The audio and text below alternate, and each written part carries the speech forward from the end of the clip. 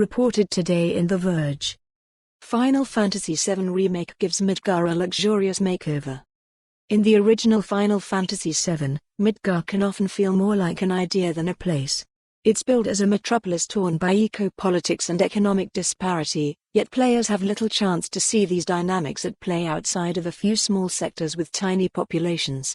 Much of its world is reduced to beautiful backgrounds. They ultimately set a scene, opposed to offer an explorable world.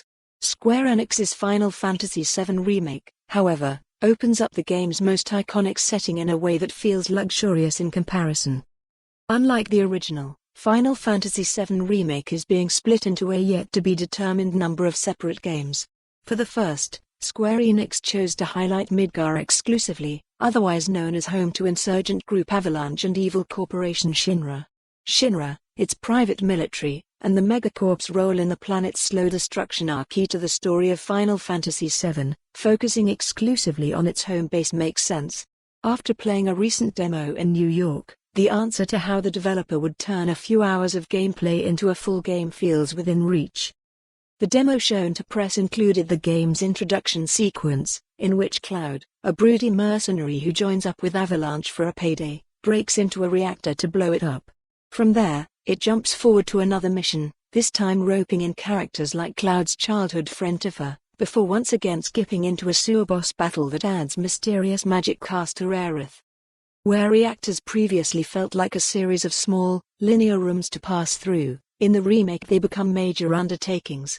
Each reactor I played through felt dim, massive, and sterile in a very evil corporation way. On the way to the game's Airbuster boss fight, part of the group's task turns to disabling the machine as much as possible ahead of time. That meant weighing possible advantages and deciding which areas were more cost-efficient to trash, from AI cores that allow the Airbuster to move quickly, to the artillery that gave its firepower more punch.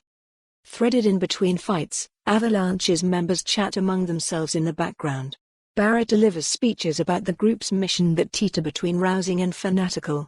Jesse eagerly discusses Cloud's looks. It felt at times strangely cheerful for a group of eco-terrorists, but the remake doesn't seem to be shying away from examining cause and consequence.